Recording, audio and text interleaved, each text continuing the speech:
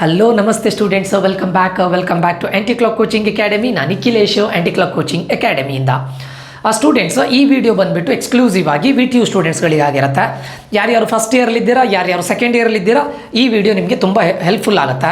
ಈ video related to sem end exam. ಈಗ ಎಲ್ಲರೂ ಕೂಡ ಇದು ಮಾಡ್ತಾ ಇದ್ದೀರಾ ಸರ್, ಸೆಮ್ ಎಂಡಲ್ಲಿ 8+ CGPA ಹೇಗೆ ಸ್ಕೋರ್ ಮಾಡೋದು, ಅಥವಾ 9+ CGPA ಹೇಗೆ ಸ್ಕೋರ್ ಮಾಡೋದು ಅಂಥ ಸ್ಟೂಡೆಂಟ್ಸ್ಗಳಿಗೆ ಈ ವಿಡಿಯೋ ತುಂಬ ಹೆಲ್ಪ್ಫುಲ್ ಆಗುತ್ತೆ. ಓಕೆ, ಸೊ ಈ ಚಾನಲ್ಗೆ ನೀವು ಹೊಸಬರಾಗಿದ್ದೀರಾ, ದಯವಿಟ್ಟು ಸಬ್ಸ್ಕ್ರೈಬ್ ಮಾಡೋದನ್ನು ಮರಿಬೇಡಿ. ಅದೇ ರೀತಿ ಈ ವಿಡಿಯೋದ ರಿಲೇಟೆಡ್ ಏನೇ ಡೌಟ್ಸ್ಗಳಿದ್ರು ಕಮೆಂಟ್ ಬಾಕ್ಸಲ್ಲಿ ಕಮೆಂಟ್ ಮಾಡಿ. ಓಕೆ, ಸೊ ದಯವಿಟ್ಟು ಸಬ್ಸ್ಕ್ರೈಬ್ ಮಾಡೋದನ್ನು ಮರಿಬೇಡಿ. ಯಾಕಂತ ಕೇಳಿದರೆ ಇದೇ ರೀತಿ ವೀಡಿಯೋಸನ್ನು ನಾನು ತುಂಬ ಅಪ್ಲೋಡ್ ಮಾಡ್ತಾ ಇರ್ತೇನೆ. 100% ಅದು ನಿಮಗೆ ಯೂಸ್ಫುಲ್ ಆಗುತ್ತೆ. ನಿಮಗೆ ಇದು ಆನ್ ಟೈಮ್ ರೀಚ್ ಆಗಬೇಕು ಅಂತಿದ್ರೆ ಸಬ್ಸ್ಕ್ರೈಬ್ ಮಾಡ್ಕೊಳ್ಳಿ. ಏನೇ ಡೌಟ್ಸ್ಗಳಿದ್ರು ನೀವು ಕಮೆಂಟ್ ಬಾಕ್ಸಲ್ಲಿ ಕಮೆಂಟ್ ಮಾಡ್ಬೋದು, ನಾನು ಖಂಡಿತ ಅದಕ್ಕೆ ಆನ್ಸರ್ನ ಕೊಡ್ತೇನೆ. ಓಕೆ, ಸೊ ಯಾರ್ಯಾರು ಈ ಒಂದು ಸೆಮ್ಮಲ್ಲಿ 9+ CGPAನ ಸ್ಕೋರ್ ಮಾಡಬೇಕು ಸರ್, ನಾನು 8+ CGPAನ ಸ್ಕೋರ್ ಮಾಡಬೇಕು.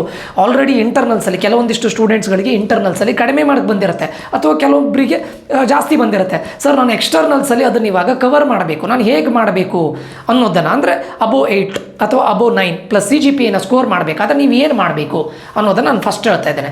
First very important. ಯಾಕಂತ ಕೇಳಿದರೆ ನೀವು ಈಗ ಫಸ್ಟ್ ಇಯರ್ ಸ್ಟೂಡೆಂಟ್ಸ್ಗಳು, ನೀವು ಫಸ್ಟ್ ಸೆಮ್ಮಲ್ಲಿ ಇರಲಿಕ್ಕೆ ಹೋಗಿ ನಿಮಗಿದು ತುಂಬ ಹೆಲ್ಪ್ಫುಲ್ 100% ಆಗುತ್ತೆ. Even for second year students also. ಏನು ಅಂತ ಕೇಳಿದರೆ, ನೀವು ಪ್ರೆಸೆಂಟ್ ಮಾಡೋದು, ನಿಮ್ಮ ಆನ್ಸರ್ ಪೇಪರ್ನ ಯಾವ ರೀತಿ ಪ್ರೆಸೆಂಟ್ ಮಾಡ್ತೀರೋ ಅನ್ನೋದು ತುಂಬ ಇಂಪಾರ್ಟೆಂಟ್ ಆಗುತ್ತೆ. ಫಾರ್ ಎಕ್ಸಾಂಪಲ್, ನಿಮಗೆ VTU ಅಲ್ಲಿ 10 ಮಾರ್ಕ್ಸ್ ಕ್ವಶನ್ನ ಬಂದರೆ, ನಿಮ್ಗೆ ಇನ್ ಕೇಸ್ 10 ಮಾರ್ಕ್ಸ್ ಕ್ವಶನ್ ಬಂತು ಅಂತ ಅಂದ್ಕೊಳ್ಳಿ, ದಯವಿಟ್ಟು ನಾನು ಪ್ರತಿಯೊಬ್ಬರಿಗೂ ಹೇಳ್ತಾ ಇರೋದು 1.5 ಪೇಜ್ ಅಥವಾ 2 ಪೇಜಸ್ಸನ್ನು ಬರೀಲೇಬೇಕು. This is very important. ಲೆಂದಿಯಾಗಿ ಆನ್ಸರ್ಸನ್ನು ಬರೀಲೇಬೇಕು. ಏನು ಮಾಡ್ತಾರೆ ಹೆಚ್ಚಿನ ಸ್ಟೂಡೆಂಟ್ಸ್ಗಳು, ಲೆಂದಿಯಾಗಿರೋ ಆನ್ಸರ್ಸನ್ನು ತೊಗೊಂಡೋಗಿ ChatGPTಗೆ ಹಾಕ್ತಾರೆ. ಸ್ವಲ್ಪ ಸ್ಮಾಲರ್ ಆನ್ಸರ್ನ ಕೊಡಿ ಅಂತ ಹೇಳ್ತಾರೆ, ಅದನ್ನು 1 ಪೇಜ್ಗೆ ರೆಡ್ಯೂಸ್ ಮಾಡ್ತೀರಾ, ಆ ಆನ್ಸರ್ನ ಬರೆದಿಟ್ಟು ಬರ್ತೀರಾ. ಬಟ್ VTU ದಲ್ಲಿ ಮಾರ್ಕ್ಸ್ ಕೊಡೋದಿಲ್ಲ. Very important. ಲಾಸ್ಟ್ ಇಯರ್ ಏನಾಗಿತ್ತು, ಎಷ್ಟೋ ಸ್ಟೂಡೆಂಟ್ಸ್ಗಳು 90+ ಮಾರ್ಕ್ಸಿಗೆ ಬರೆದವರೆಲ್ಲ ಫೇಲ್ ಆಗಿದ್ದಾರೆ. ಕರೆಕ್ಟ್ ನೆನ್ಪಿಟ್ಕೊಳ್ಳಿ. ಕೆಲವೊಂದು ಸ್ಟೂಡೆಂಟ್ಸ್ಗಳಿಗೆ ಕಡಿಮೆ ಬಂದಿದೆ, ಕೆಲವೊಂದಿಷ್ಟು ಸ್ಟೂಡೆಂಟ್ಸ್ಗಳಿಗೆ ಫೇಲ್ ಆಗಿದ್ದಾರೆ. ಅವರು PUCಯಲ್ಲಿ ಹೇಗೆ ಬರೀತಾ ಇದ್ರು ಅದೇ ರೀತಿ ಬರೆದಿದ್ದಾರೆ ಅಂತ ರೆಡ್ಯೂಸ್ ಮಾಡಿಕೊಂಡು ಯಾವುದು ಬೇಕು, ಆ್ಯಕ್ಚುಲಿ ಅದು ಕರೆಕ್ಟ್. ಬಟ್ VTU ಅಲ್ಲಿ ನಿಮಗೆ ಮಾರ್ಕ್ಸ್ ಬೇಕು ಅಂತಾದರೆ ನೀವು 10 ಮಾರ್ಕ್ಸ್ ಕ್ವಶನ್ಗೆ ಮಿನಿಮಮ್ 1.5 ಪೇಜ್ ಟು 2 ಪೇಜಸ್ ಬರೀಬೇಕು. 2 ಪೇಜಸ್ ಬರೆದ್ರೆ ನೀವು ಸೇಫರ್ ಸೈಡ್. ಹಾಗಂತ ಏನೇನೋ ಬರೆದಿಟ್ಟು ಬರಬೇಡಿ, ಬಟ್ ಬರೀಲೇಬೇಕು. This is first point. ಎಲ್ಲರೂ ಮೈಂಡಲ್ಲಿ ಇಟ್ಕೊಳ್ಳಿ. It might be 10 marks question, 5 marks question ಇದ್ದರೂ ಕೂಡ ಮಿನಿಮಮ್ 1.5 ಪೇಜಸ್ ಬರೆದಿಟ್ಟು ಬನ್ನಿ. Minimum 1 to 1.5 pages. ಯಾಕಂದರೆ VTUದಲ್ಲಿ ನಿಮಗೆ ಆ ಮಾರ್ಕ್ಸ್ ಬರೋದೇ ಬೇಸ್ಡ್ ಆನ್ ಯುವರ್, ಅಂದರೆ ನೀವು ಎಷ್ಟು ಲೆಂದಿಯಾಗಿ ಆನ್ಸರ್ ಬರ್ತೀರೋ ಅದ್ರ ಮೇಲೆ ಆಗುತ್ತೆ. ಇದು ನಾನು ಹೇಳ್ತಾ ಇರೋದಲ್ಲ, ನಾನು ಎಷ್ಟೋ ಸ್ಟೂಡೆಂಟ್ಸ್ಗಳನ್ನು ನೋಡಿದ್ದೇನೆ. ಅದೇ ರೀತಿ ನಾನು ಇವಾಗ ತುಂಬ ಕಾಲೇಜಿಗೆ ವಿಸಿಟ್ ಮಾಡ್ತಾ ಇದ್ದೇನೆ, ನಿಮ್ಮ 3rd ಇಯರ್ ಸ್ಟೂಡೆಂಟ್ಸ್ಗಳ ಜೊತೆ, ಫೈನಲ್ ಇಯರ್ ಸ್ಟೂಡೆಂಟ್ಸ್ಗಳ ಜೊತೆ. ದೋಸ್ ಹೂ ಸ್ಕೋರ್ಡ್ 8.5+ CGPA ಅಥವಾ 9+ CGPA ಬಂದ ಎಲ್ಲ ಸ್ಟೂಡೆಂಟ್ಸ್ಗಳ ಜೊತೆ ಮಾತಾಡಿ ನಾನು ನಿಮ್ಗೆ ಇದನ್ನು ಹೇಳ್ತಾ ಇರೋದು. ಓಕೆ, ಸೊ ದಯವಿಟ್ಟು ಆನ್ಸರ್ನ ಲೆಂದಿಯಾಗಿ ಬರ್ಕೊಳ್ಳಿ. ಅಂದರೆ 10 ಮಾರ್ಕ್ಸ್ ಕ್ವಶನ್ ಇದ್ದರೆ ದಯವಿಟ್ಟು 2 ಪೇಜಸ್ ಬರೆದಿಟ್ಟು ಬರಲೇಬೇಕು. ನೀವು ಕರೆಕ್ಟ್ ಪರ್ಫೆಕ್ಟ್ ಆನ್ಸರ್ ಬರೆದಿರ್ತೀರಾ, ಬಟ್ ಓನ್ಲಿ 1 ಪೇಜ್ಗೆ ರೆಡ್ಯೂಸ್ ಮಾಡಿ ಬಂದಿದ್ರೆ ನಿಮಗೆ ಫುಲ್ ಮಾರ್ಕ್ಸ್ ಕೊಡೋದಿಲ್ಲ. ನೀವು ಎಕ್ಸ್ಪೆಕ್ಟೆಡ್ ಮಾರ್ಕ್ಸ್ ನಿಮ್ಗೆ ಬರೋದಿಲ್ಲ. ಇದು ಫಸ್ಟ್ ಪಾಯಿಂಟ್. ಎರಡನೇದು, ಸರ್ ನಾನು ಇವಾಗ ಪ್ರಿಪೇರ್ ಆಗೋದು ಹೇಗೆ, ನನಗೆ 8.5+ CGPA ಬೇಕು, 9+ CGPA ಬೇಕು, 8+ CGPA ಬೇಕು, ನಾನು ಪ್ರಿಪೇರ್ ಆಗೋದು ಹೇಗೆ? First very important. ಇದು ನಿಮ್ಮ ಸೀನಿಯರ್ಸ್ಗಳ ಜೊತೆ ಮಾತಾಡಿ, ಅವ್ರ ಜೊತೆ ಡಿಸ್ಕಸ್ ಮಾಡಿ, ಅವ್ರು ಹೇಗೆ ಸ್ಕೋರ್ ಮಾಡಿದ್ದಾರೆ ಅಂತ ಕೇಳಿ ನಾನು ನಿಮ್ಗೆ ಇದನ್ನು ಹೇಳ್ತಾ ಇರೋದು. ಒಂದನೇದು model question paper. Model question paper ತುಂಬ ಹೆಲ್ಪ್ಫುಲ್ ಆಗುತ್ತೆ.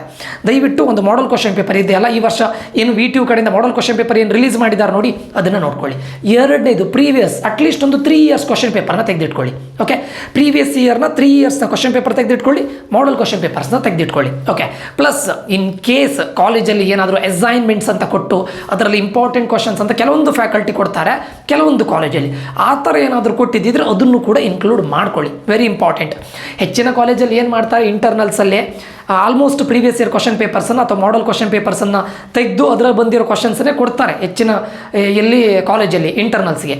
ಕೆಲವೊಂದು ಕಾಲೇಜಲ್ಲಿ ಏನು ಮಾಡ್ತಾರೆ ಕೇಳಿದರೆ ಅವರದ್ದೇ ಆದಂಥ ಕ್ವಶನ್ ಪೇಪರ್ನ ಪ್ರಿಪೇರ್ ಮಾಡ್ತಾರೆ. ಬಟ್ ಇನ್ ಕೇಸ್ ಯಾವುದಾದ್ರೂ ಫ್ಯಾಕಲ್ಟಿ, ನಿಮ್ದು ಈಗ ಎಕ್ಸ್ಪೀರಿಯನ್ಸ್ಡ್ ಕೆಲವೊಂದಿಷ್ಟು ಫ್ಯಾಕಲ್ಟೀಸ್ಗಳಿರ್ತಾರೆ, ಅವರು ಇನ್ ಕೇಸ್ ಅಸೈನ್ಮೆಂಟ್ ಕೊಟ್ಟಿದ್ದಿದ್ರೆ, ಅದು ಇಂಪಾರ್ಟೆಂಟ್ ಅಂತ ಹೇಳಿದ್ದಿದ್ರೆ ಅದನ್ನು ಇನ್ಕ್ಲೂಡ್ ಮಾಡಿ. ಬೇಸಿಕ್ಕಾಗಿ ನಾನು ಹೇಳೋದು ಮಾಡಲ್ ಕ್ವಶನ್ ಪೇಪರ್, ಆಮೇಲೆ ಒಂದು 3 ಇಯರ್ಸ್ನ ಪ್ರೀವಿಯಸ್ ಇಯರ್ 3 ಇಯರ್ಸ್ನ ಕ್ವಶನ್ ಪೇಪರ್. ಅದ್ರ ಜೊತೆ ಈ 3 ಇಯರ್ಸಲ್ಲಿ ನೀವು ರೆಗ್ಯುಲರ್ ಪ್ಲಸ್ ಯಾರ್ಯಾರು ಫಾಸ್ಟ್ ಟ್ರ್ಯಾಕ್ ಎಕ್ಸಾಮನ್ನು ಬರೀತಾರೆ. ಫಾಸ್ಟ್ ಟ್ರ್ಯಾಕ್ ಅಂತ ಹೇಳಿದರೆ ಇನ್ ದ ಸೆನ್ಸ್, ನೀವೀಗ ಫಸ್ಟ್ ಸೆಮ್ ಬರಿತಾ ಇದ್ದೀರಾ, ಫಸ್ಟ್ ಸೆಮ್ಮಲ್ಲಿ ಯಾವುದೋ ಒಂದು ಸಬ್ಜೆಕ್ಟ್ ಹೋಗಿರುತ್ತೆ, ಅದನ್ನು ಮೇಕಪ್ ಎಕ್ಸಾಮ್ ಅಂತ ಕರೀತಾರೆ VTU ಅಲ್ಲಿ. ಓಕೆ, ಸೊ ಆ ಮೇಕಪ್ ಎಕ್ಸಾಮ್ನ ಕ್ವಶನ್ ಪೇಪರ್ನು ತೆಗೆದಿಟ್ಕೊಳ್ಳಿ. ಗೊತ್ತಾಯ್ತಾ. ಸೊ ಮೇಕಪ್ ಎಕ್ಸಾಮ್ನ ಕ್ವಶನ್ ಪೇಪರು ತೆಗೆದಿಟ್ಕೊಳ್ಳಿ. 3 ಇಯರ್ಸ್ ಅಂದರೆ ಟೋಟಲ್ 6 ಕ್ವಶನ್ ಪೇಪರ್ಸ್ ಆಗುತ್ತೆ. ಓಕೆ ಸರ್ 6 ಕ್ವಶನ್ ಪೇಪರ್ಸ್ ತುಂಬ ಜಾಸ್ತಿ ಆಗುತ್ತಲ್ಲ, ಕ್ವಶನ್ ರಿಪೀಟ್ ಆಗುತ್ತೆ students, no need to worry. ಒಂದೇದು ಕ್ವಶನ್ ರಿಪೀಟ್ ಆಗುತ್ತೆ, ಒಂದೇದು. ಆ್ಯಂಡ್ ನೀವು ಇದನ್ನು ಏನು ಮಾಡಿ ಅಂತ ಕೇಳಿದರೆ ಮಾಡಲ್ ಕ್ವಶನ್ ಪೇಪರ್ ಇಟ್ಕೊಳ್ಳಿ, 3 ಇಯರ್ಸ್ನ ಕ್ವಶನ್ ಪೇಪರ್ನ ತಗೊಳ್ಳಿ. ಮಿನಿಮಮ್ 3 ಇಯರ್ಸ್ ನಾನು ಹೇಳ್ತಾ ಇರೋದು, ಈ ಇನ್ಕ್ಲೂಡಿಂಗ್ ಯುವರ್ ಮೇಕಪ್ ಎಕ್ಸಾಮ್ನ ಕ್ವಶನ್ ಪೇಪರ್ನು ತಗೊಳ್ಳಿ. ಈಗ ಫಸ್ಟ್ ಮಾಡ್ಯೂಲಿಂದ ನಿಮಗೆ ಏನು ಮಾಡಲ್ ಕ್ವಶನ್ ಪೇಪರ್ಲಿ ಏನು ಕ್ವಶನ್ ಕೊಟ್ಟಿದ್ದಾರೆ ಅದನ್ನು ಬರೆದಿಟ್ಕೊಳ್ಳಿ, ಒಂದು ನೋಟ್ಸ್ ಮಾಡ್ಕೊಳ್ಳಿ, ಆಯಿತಾ. ಅದೇ ರೀತಿ ನಿಮ್ಮದು ಪ್ರೀವಿಯಸ್ ಇಯರ್ ಕ್ವಶನ್ ಪೇಪರ್ಸ್ ಇದೆಯಲ್ಲ ಅದನ್ನು ತೊಗೊಳ್ಳಿ, ನೋಟ್ಸ್ ಮಾಡ್ಕೊಳ್ಳಿ. ಯಾವ ಇಯರಲ್ಲಿ ಏನು ಕ್ವಶನ್ ಕೊಟ್ಟಿದ್ದಾರೆ ಆ ಕ್ವಶನ್ನ ಬರ್ಕೊಳ್ಳಿ, ಅದ್ರ ಎದುರುಗಡೆ ಆ ಕ್ವಶನ್ ಯಾವ ಇಯರಲ್ಲಿ ಕೊಟ್ಟಿದ್ದಾರೆ ನೋಡ್ಕೊಳ್ಳಿ. ಇನ್ ಕೇಸ್ ಯಾವ್ದು ರಿಪೀಟ್ ಆಗ್ತಾ ಇದೆ ಟಾಪಿಕ್ನ ನೆನ್ಪಿಟ್ಕೊಳ್ಳಿ. ಎಕ್ಸಾಕ್ಟ್ಲಿ ಕ್ವಶನ್ ಕೊಡದೇ ಇದ್ರು ಕೂಡ ಆ ಟಾಪಿಕ್ ಮೇಲೆ 100% ಕ್ವಶನ್ ಕೊಟ್ಟಿರ್ತಾರೆ. ಅದಕ್ಕೋಸ್ಕರ ನೀವೇನು ಮಾಡಬೇಕು ಅಂತ ಕೇಳಿದರೆ ಟಾಪಿಕ್ನ ನೆನ್ಪಿಟ್ಕೊಳ್ಳಿ. ಆ ಟಾಪಿಕ್ ರಿಲೇಟೆಡ್ ಕ್ವಶನ್ಸ್ ಏನೇ ಉಲ್ಟಾ ಕೇಳಿದ್ರು ಕೂಡ ನೀವು ಆಲ್ರೆಡಿ ಕಲ್ತಿರ್ತೀರಲ್ಲ, ಬರೆದಿಟ್ಟು ಬನ್ನಿ ಅಷ್ಟೇ. ಆ್ಯಂಡ್ ಇನ್ನೊಂದು ವಿಷಯವನ್ನು ನಾನು ಹೇಳ್ತೇನೆ, ಎಲ್ಲ ಸ್ಟೂಡೆಂಟ್ಸ್ಗಳು ಮಾಡುವಂಥ ಮಿಸ್ಟೇಕ್ ಏನು ಅಂತ ಕೇಳಿದರೆ ಆರ್ ಕ್ವಶನ್ಸ್ ಇರುತ್ತೆ. ಫಾರ್ ಎಕ್ಸಾಂಪಲ್ ಮಾಡ್ಯೂಲ್ 1ನಲ್ಲಿ ಆರ್ ಕ್ವಶನ್ಸ್ ಇರುತ್ತೆ. ನೀವೇನು ಮಾಡ್ತೀರಾ ಕೇಳಿದರೆ ಆರ್ ಕ್ವಶನ್ನ ಬಿಟ್ಬಿಡ್ತೀರಾ. ಕೆಲವರು ಏನು ಮಾಡ್ತಾರೆ, ಇನ್ನೂ ತುಂಬ ಅತಿ ಬುದ್ಧಿವಂತಿಕೆ ಮಾಡೋರು ಏನು ಮಾಡ್ತಾರೆ ಕೇಳಿದರೆ ಎಲ್ಲ ಅವರೇ ಥಿಂಕ್ ಮಾಡೋದು. ಒಂದು ಮಾಡ್ಯೂಲ್ ಇರುತ್ತೆ, may be first half module first ಕ್ವಶನಲ್ಲಿ ಕೇಳ್ತಾರೆ, ಅಂದರೆ ಆರ್ ಕ್ವಶನಲ್ಲಿ ಮೇಲ್ಗಡೆ ಕೇಳ್ತಾರೆ. ಸೆಕೆಂಡ್ ಕ್ವಶನಲ್ಲಿ ಸೆಕೆಂಡ್ ಹಾಫನ್ನು ಕೇಳ್ತಾರೆ. ಫಸ್ಟ್ ಮಾಡ್ಯೂಲಿಂದ ಫಸ್ಟ್ ಹಾಫನ್ನ ಮೇಲ್ಗಡೆ ಕ್ವಶನ್, ಆರನ್ನು ಸೆಕೆಂಡ್ ಹಾಫಿಗೆ ಕೇಳ್ತಾರೆ. ಆ ಥರ ಮಾಡೋದಿಲ್ಲ, ವೆರಿ ಇಂಪಾರ್ಟೆಂಟ್. ನೀವು ಆ ಥರ ಎಲ್ಲ ಮೈಂಡಲ್ಲಿ ಇಟ್ಕೊಂಡು ನೀವೇನು ಮಾಡ್ತೀರಾ ಗೊತ್ತುಂಟ, ಫಸ್ಟ್ ಮಾಡ್ಯೂಲಿಂದ ಫಸ್ಟ್ ಹಾಫ್ ಕಲ್ತ್ಕೊಂಡು ಹೋಗ್ತೀರಾ, ಸೆಕೆಂಡ್ ಮಾಡ್ಯೂಲಿಂದ ಸೆಕೆಂಡ್ ಹಾಫ್, ಯಾವುದನ್ನು ಕಂಪ್ಲೀಟ್ ಮಾಡೋದಿಲ್ಲ. ಅಲ್ಲೋಗಿ ಕ್ವಶನ್ ಪೇಪರ್ ನೋಡ್ತೀರಾ, ಎಲ್ಲದನ್ನು ಕೂಡ ಮಿಕ್ಸ್ ಆಗಿ ಕೊಟ್ಟಿರ್ತಾರೆ. ಆಚೆಗಡೆ ಅದನ್ನು 15 ಮಾರ್ಕ್ಸ್, ಇದರಲ್ಲಿ 15 ಮಾರ್ಕ್ಸು ತೆಗಿಯೋಕ್ಕಾಗೋದಿಲ್ಲ, 5 ಮಾರ್ಕ್ಸಿಗೆ ಬಂದು ಕೂತ್ಕೊಡ್ತೀರಾ. ಸೊ ಅದಕ್ಕೆ ನಾನು ಹೇಳ್ತಾ ಇರೋದು, ಓದೋದನ್ನು ಪರ್ಫೆಕ್ಟಾಗಿ ಓದಿ ಆರ್ ಕ್ವಶನ್ಸನ್ನು ಮಾಡ್ಕೊಂಡು ಹೋಗಿ, ವೆರಿ ಇಂಪಾರ್ಟೆಂಟ್.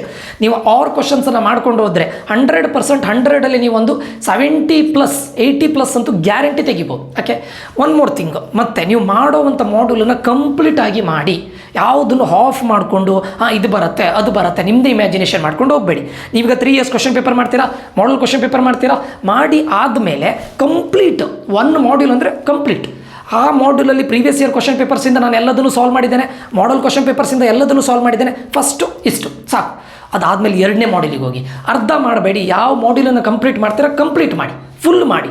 ಹಾಫ್ ನೋಡ್ಕೊಂಡು ಹೋಗೋದು, ಅದನ್ನು ಬಿಡೋದು, ಈ ಕಾನ್ಸೆಪ್ಟ್ ಬಿಡೋದು, ಬರದೇ ಇರ್ಬೋದೇನೋ ಆ ಥರ ಬೇಡ. ಫಸ್ಟಿಗೆ ಕ್ವಶನ್ ಪೇಪರಲ್ಲಿ ಏನು ಕ್ವಶನ್ ಬಂದಿದೆ, ಈ ಮಾಡಲ್ ಕ್ವಶನ್ ಪೇಪರಲ್ಲಿ ಏನು ಕ್ವಶನ್ಸ್ ಬಂದಿದೆ ಅದೆಲ್ಲದನ್ನು ಮಾಡ್ಕೊಂಡು ಹೋಗಿ. ಓಕೆ, ಅಟ್ಲೀಸ್ಟ್ ನಿಮಗೆ 5 ಕ್ವಶನ್ ಪೇಪರ್ಸನ್ನು ಮಾಡಲಿಕ್ಕೆ ಆಗದೇ ಇದ್ದರು, ನಾನು ಹೇಳೋದು 5 ಮಾಡ್ಯೂಲನ್ನು ಮಾಡಲಿಕ್ಕೆ ಆಗದೇ ಇದ್ದರೂ ಕೂಡ ಅಟ್ಲೀಸ್ಟ್ 4 ಮಾಡ್ಯೂಲ್ನಾದರೂ ಕಂಪ್ಲೀಟ್ ಮಾಡ್ಕೊಂಡು ಹೋಗಿ. ಯಾಕೆ ನಾನು 4 ಮಾಡ್ಯೂಲ್ನ ಹೇಳ್ತಾ ಇದ್ದೇನೆ ಕೇಳಿದರೆ, 3 ಮಾಡ್ಯೂಲ್ ಮಾಡ್ಕೊಂಡು ಹೋದರೆ ಇದು ಸ್ವಲ್ಪ ನೀವೇನು ಹೇಳ್ತಾರೆ ಸ್ವಲ್ಪ ರಿಸ್ಕಿ. ಅದು 3 ಮಾಡ್ಯೂಲ್ ಅಂತ ಹೇಳಿದ್ರೆ 60 ಮಾರ್ಕ್ಸ್ ಆಗುತ್ತೆ. 60 ಮಾರ್ಕ್ಸ್ ಅನ್ನೋದು ತುಂಬ ರಿಸ್ಕಿ ಆಗುತ್ತೆ. ಇನ್ ಕೇಸ್ ಒಂದು ಮಾಡ್ಯೂಲಲ್ಲಿ ನಿಮ್ಗೆ ಏನೂ ಗೊತ್ತಿಲ್ಲ ಅಂತ ಹೇಳಿದ್ರೆ 40 ಮಾರ್ಕ್ಸ್ ನೀವು ಬರಬೇಕಾಗುತ್ತೆ. ಅದಕ್ಕೆ 4 ಮಾಡ್ಯೂಲ್ಸ್ ಅಟ್ಲೀಸ್ಟ್ ನಾನು ಹೇಳ್ತಾ ಇರೋದು, if you can complete 5 modules, complete all the modules, at least 4 ಮಾಡ್ಯೂಲ್ಸನ್ನಾದರೂ ಪರ್ಫೆಕ್ಟಾಗಿ ಮಾಡ್ಕೊಂಡು ಹೋಗಿ, ಆಯಿತಾ. ಅರ್ಧ ಮಾಡ್ಕೊಂಡು ಹೋಗಬೇಡಿ. ಅಂದರೆ ನಾನು ಹೇಳ್ತಾ ಇರೋದು previous year question papers plus model question papers, ಆಯಿತಾ. ಫಸ್ಟಿಗೆ 4 ಮಾಡ್ಯೂಲ್ಸ್ ಆದಮೇಲೆ, ಅಥವಾ ಟೈಮ್ ಇದ್ದರೆ ನಿಮಗೆ 5 ಮಾಡ್ಯೂಲ್ಸು ಆಯಿತು ಅಂತ ಅಂದ್ಕೊಳ್ಳಿ. ಅದಾದಮೇಲೆ ಕಾಲೇಜಲ್ಲಿ ಯಾವುದಾದ್ರೂ ಅಸೈನ್ಮೆಂಟ್ ಕೊಟ್ಟಿದ್ದಿದ್ರೆ, ಇಂಪಾರ್ಟೆಂಟ್ ಕ್ವಶನ್ಸನ್ನು ಕೊಟ್ಟಿದ್ದಿದ್ರೆ ಅದನ್ನು ಇದ್ರ ಜೊತೆ ಟ್ಯಾಲಿ ಮಾಡ್ಕೊಂಡು ಬನ್ನಿ. ಇದು ಯಾವುದಾದ್ರೂ ರಿಪೀಟ್ ಆಗಿದೆಯಾ, ಅಥವಾ ರಿಪೀಟ್ ಆಗದೇ ಇರೋ ಯಾವುದಾದ್ರೂ ಒಂದು ಕ್ವಶನ್ ನನ್ನ ಅಸೈನ್ಮೆಂಟಲ್ಲಿ ಇದೆಯಾ ಅದನ್ನು ಕಲ್ತ್ಕೊಳ್ಳಿ. ಸೊ ಈ ಥರ ಮಾಡ್ಕೊಂಡು ಹೋಗಿ, ಒಂದು ನೋಟ್ಸ್ ಮಾಡಿ ಇಟ್ಕೊಂಡಿರಿ. ಈ ಥರ ಈ ಕ್ವಶನ್ ಈ ಇಯರಲ್ಲಿ ಬಂದಿದೆ, ಅದರ ಆನ್ಸರ್ ಬರೀಬೇಕು. ಈ ಕ್ವಶನ್ ಈ ಇಯರಲ್ಲಿ ಬಂದಿದೆ, ಅದರ ಆನ್ಸರ್ ಬರೀಬೇಕು. ಓಕೆ, ಸೊ ಇದು ವೆರಿ ಇಂಪಾರ್ಟೆಂಟ್ ಆಗುತ್ತೆ. Previous year question papers and model question papers very important.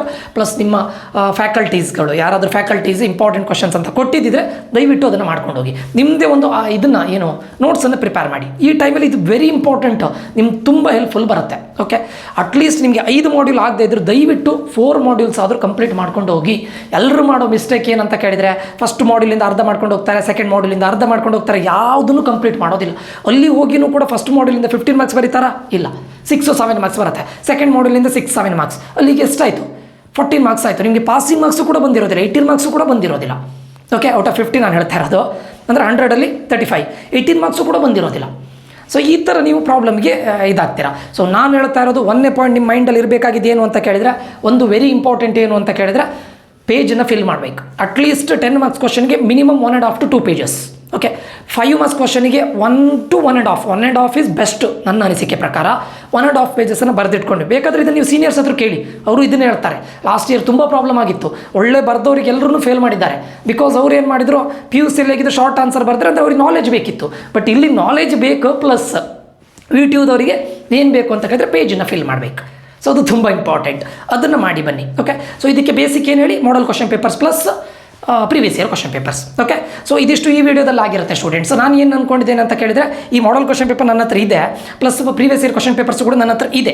In case ನಿಮ್ಮ ಹತ್ರ ಕೂಡ ಪ್ರೀವಿಯಸ್ ಇಯರ್ ಕ್ವಶನ್ ಪೇಪರ್ಸ್ ಇದ್ದರೆ ದಯವಿಟ್ಟು ನನಗೆ ಶೇರ್ ಮಾಡಿ. ನನ್ನ ನಂಬರ್ನ ನಾನು ಇದರಲ್ಲಿ ಕೊಟ್ಟಿರ್ತೇನೆ, ನನಗೆ ವಾಟ್ಸಪ್ಪಲ್ಲಿ ಶೇರ್ ಮಾಡಿ. ಯಾಕಂದರೆ ನನಗೆ ಯಾವುದಾದ್ರೂ ಮಿಸ್ ಆಗಿದ್ದರೆ ಆ ಕ್ವಶನ್ ಪೇಪರ್ನ ಕೂಡ ಇನ್ಕ್ಲೂಡ್ ಮಾಡ್ತೇನೆ. ನನ್ನ ಹತ್ರ ಆಲ್ರೆಡಿ 3 ಇಯರ್ಸ್ ಕ್ವಶನ್ ಪೇಪರ್ ಇದೆ, ಸೊ ಅದನ್ನು ಮಾಡ್ತೇನೆ, ಪ್ಲಸ್ ಮಾಡಲ್ ಕ್ವಶನ್ ಪೇಪರನ್ನು ಮಾಡ್ತೇನೆ. ಅದ್ರದ್ದು ಒಂದು PDF ಮಾಡಿ ನಿಮಗೆ ಕೊಡ್ಲಿಕ್ಕೆ ಟ್ರೈ ಮಾಡ್ತೇನೆ. ಹಾಗೆ ನಾನು ಸೆಕೆಂಡ್ ಇಯರ್ ಸ್ಟೂಡೆಂಟ್ಸ್ಗಳಿಗೆ ಆಪರೇಟಿಂಗ್ ಸಿಸ್ಟಮ್ನ ಪ್ರಾಬ್ಲಮ್ಸ್, ನ್ಯೂಮರಿಕಲ್ ಪ್ರಾಬ್ಲಮ್ಸ್, ಪ್ರೀವಿಯಸ್ ಇಯರ್ನ ಕ್ವಶನ್ ಪೇಪರ್ಸಲ್ಲಿ ಮತ್ತು ಮಾಡಲ್ ಕ್ವಶನ್ ಪೇಪರ್ಸಲ್ಲಿ ಬಂದಿರುವಂತಹ ನ್ಯೂಮರಿಕಲ್ ಪ್ರಾಬ್ಲಮ್ಸನ್ನು ನಾನು ಸಾಲ್ವ್ ಮಾಡಬೇಕು ಅಂತ ಇದ್ದೇನೆ. ಸೊ ಅದನ್ನು ಮಾಡ್ತೇನೆ. ಅದು ಬಿಟ್ಟು ಬೇರೆ ಏನಾದರೂ ಮಾಡಬೇಕು ಅಂತಿದ್ರೆ ನೀವು ಕಮೆಂಟ್ ಬಾಕ್ಸಲ್ಲಿ ಕಮೆಂಟ್ ಮಾಡ್ಬೋದು.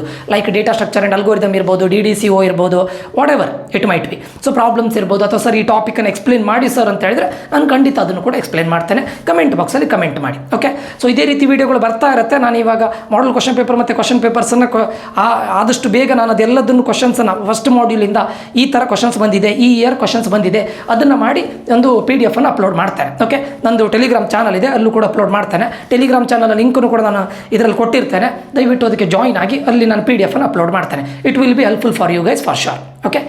ಓಕೆ ಸ್ಟೂಡೆಂಟ್ಸ್, ಈ ವಿಡಿಯೋ ನಿಮಗೆ ಇನ್ಫಾರ್ಮೇಟಿವ್ ಆಗಿದೆ ಅಂತ ಅಂದ್ಕೊಳ್ತೇನೆ. ಇನ್ಫಾರ್ಮೇಟಿವ್ ಆಗಿದ್ದರೆ ಸಬ್ಸ್ಕ್ರೈಬ್ ಮಾಡೋದನ್ನು ಮರಿಬೇಡಿ. ಏನಾದರೂ ಡೌಟ್ ಇದ್ದರೆ ಕಮೆಂಟ್ ಮಾಡಿ ಅಂತ ಹೇಳ್ತಾ ನಾನು ಈ ವಿಡಿಯೋನ ಇಲ್ಲಿಗೆ ಎಂಡ್ ಮಾಡ್ತಾ ಇದ್ದೇನೆ. ಮುಂದಿನ ವಿಡಿಯೋದಲ್ಲಿ ಮತ್ತೆ ಸಿಗ್ತೇನೆ. ನಾನು ನಿಖಿಲೇಶ್ ಸೈನ್ ಆಫ್ ಆಗ್ತಾ ಇದ್ದೇನೆ. Until that, love you all, bye, take care students, bye.